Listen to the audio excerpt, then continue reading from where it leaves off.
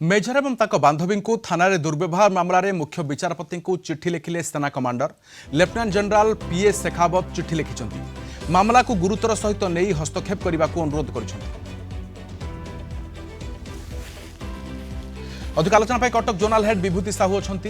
विभूति सेना कमांडर चिठी लिखिं मुख्य विचारपति को एवं गुरुतर सहित नेबाक नवेदन करमी देखुं देखो जब देखिए राधेश्याम ये जो चिट्ठी उड़ीसा हाईकोर्ट रो मान्यवर मुख्य विचारपति को पाखक आसी गोटे ऑफिशियल लेटर बोला कह लेफ्टिनेंट जनरल पीएस शेखावत पक्षर चीफ जस्टिस ऑफ ओडिशा को आसी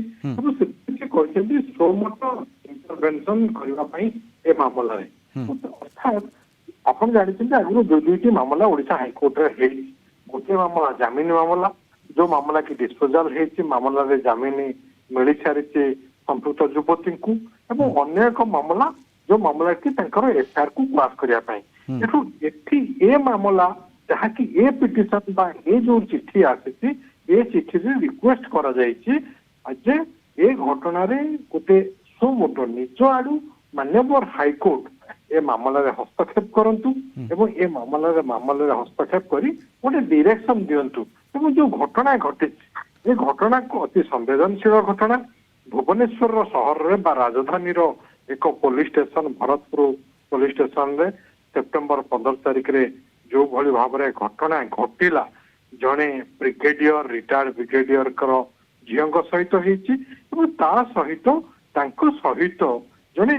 आर्मी ऑफिसर थिले एवं जने सर्विंग आर्मी ऑफिसर जी की एभली घटनार शिकार होती निर्यातना सहित आक्रमण होती माड़ मरा जाइए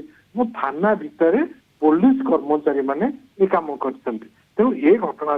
सो मोटो निज आड़ू एक मामला रुजु करी ए घटनार विधिवत तदंत गोटे डायरेक्शन देवाई चीफ जस्टिस को ये चिट्ठी करा जो चिट्ठी की लेफ्टिनेंट जनरल पीएस शेखावत पक्षर आसी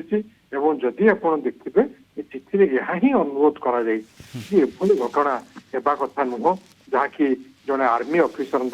सम्मान प्रति आँच आसी जो जड़े कार्यरत आर्मी ऑफिसर एवं कार्यरत आर्मी ऑफिसर को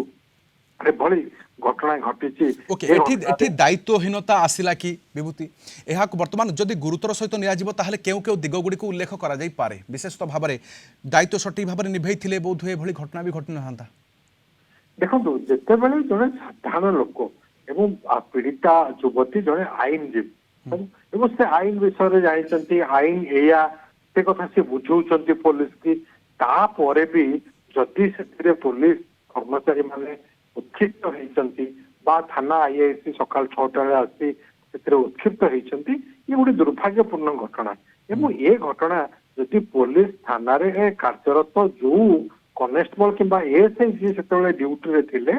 सी जदि तुरंत चाही था घटनार समाधान हो पारि था जड़े युवती मध्य राति गोटाए बेले आसी थाना रे पहुंचुंट एवं से अभियोग कर रोड रोमियो जो जो मैंने कि 7 जन अच्छा साहाय्य दरकार कबल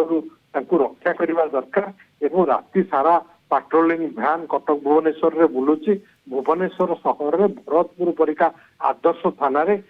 राति पाट्रोलिंग रो गाड़ी अच्छी तुरंत से पाट्रोलिंग गाड़ी को फोन करके घटनास्थल को पठे पारि था जो घटनाटा मामलाटा से समाधान हो पारि था 10 मिनिट रे घटनार समाधान होता बा से जो अभियुक्त माने धरा पड़ी था एते पर्यंत कथा जाई न था